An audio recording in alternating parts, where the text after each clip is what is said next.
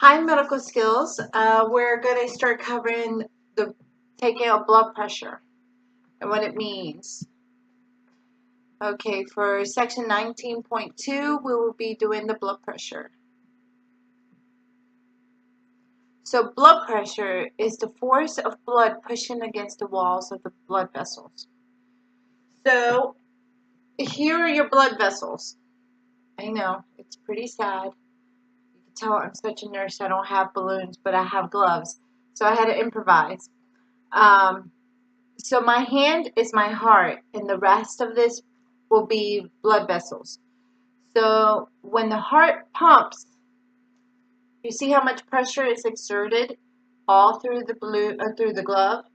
That right there, at that point, is called your systolic pressure. It's the greatest force exerted on the walls of the arteries. When the pressure exerted when the heart is contracted, does this make sense? The heart, you hear the first beat when the contraction occurs. The diastolic pressure is the least force. So if it's systolic right here and you let go, that's diastolic. Systolic, diastolic.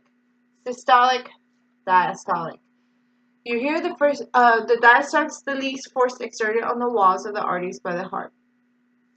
This pressure, hold on, let me put you up. Give me 1 second. There, that's better. This pressure occurs as the heart relaxes between contractions. When the heart relaxes, there's no sound. The normal systolic blood pressure is below 135, for the diastolic is below 85. The normal blood pressure range is 90 to 140 millimeters of mercury for systolic pressure. So when it's completely at its max force, it's going to be between 90 to 140. For diastolic, when it's relaxed, it will be 60 to 90 millimeters of mercury. When you record a blood pressure, it is standard. This is the way we do. Everybody writes it this way. So systolic, the max force over the relaxed force. So systolic, diastolic. Systolic over diastolic. And average is 120 over 80. When the blood pressure is above the normal range, it is called hypertension. So you've seen a lot of commercials about drugs treating hypertension or high blood pressure. What it means is the blood vessels are not completely relaxing, having less force. When the blood pressure is below the normal, it's called hypertension. You need to know these terms. All right, so the blood pressure apparatus.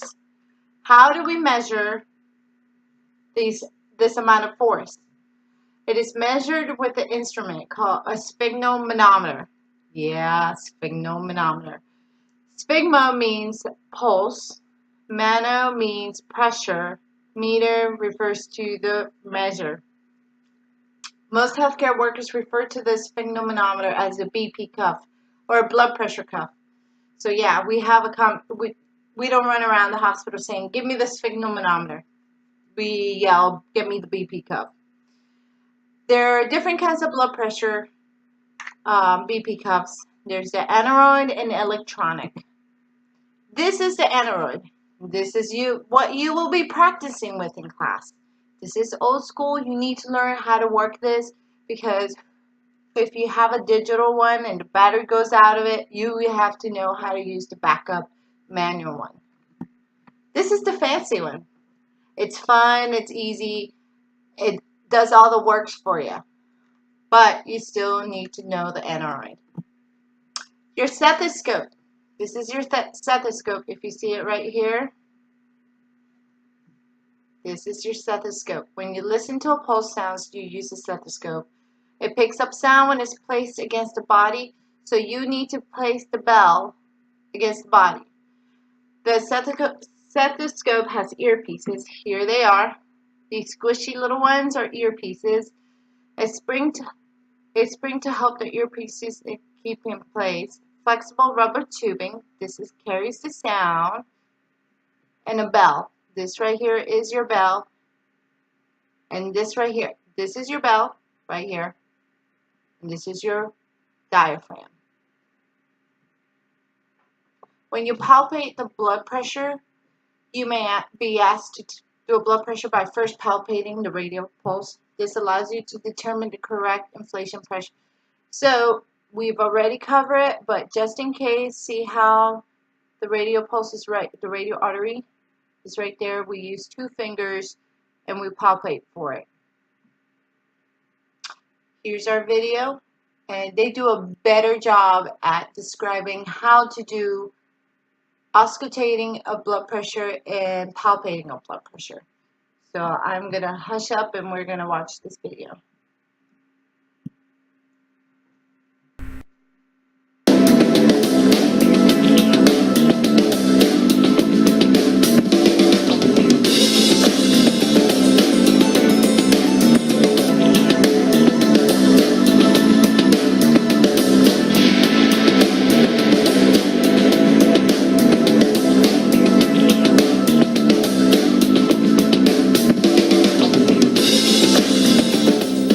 Taking a patient's blood pressure is a necessary part of our patient care. The blood pressure provides us the ability to treat and trend our patients as long as it's taken accurately. Auscultation and palpation are 2 of the most common methods used. However, there are a number of factors we should keep in mind so that our readings are accurate.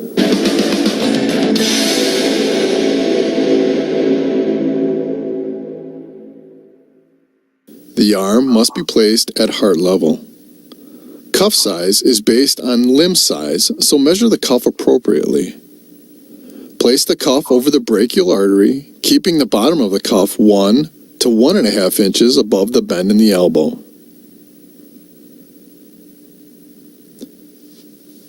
Insert the stethoscope in your ears with earpieces pointing slightly forward. Gently tap on the diaphragm to assure the stethoscope is positioned correctly. Palpate the brachial artery and place the bell of the stethoscope over the brachial artery. Palpate or auscultate the brachial artery while inflating the cuff to 30 millimeters of mercury above the loss of the pulse. Deflate the cuff at a rate of 2 to 3 millimeters per mercury per second. Too fast or too slow of a deflation results in missing sounds and inaccurate readings. The systolic pressure is recorded when you hear at least 2 consecutive sounds, and the diastolic pressure is recorded when the sound becomes muffled.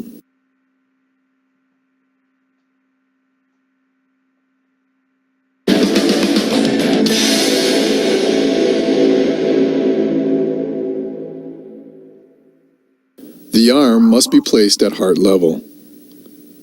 Cuff size is based on limb size, so measure the cuff appropriately. Palpate the brachial artery and place the cuff over the brachial artery, keeping the bottom of the cuff 1 to 1.5 inches above the bend in the elbow.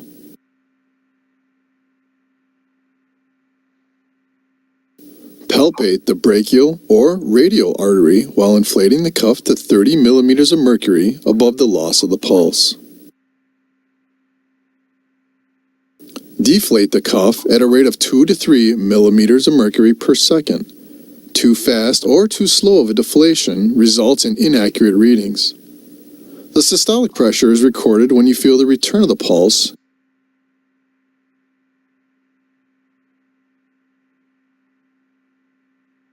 and it's recorded as the number over P. Well, class, now it's time to practice what we have learned. In medicine, we have a saying, we see one, do one, and teach one. You know you've mastered it when you are able to teach somebody else. So get working on your lab skills.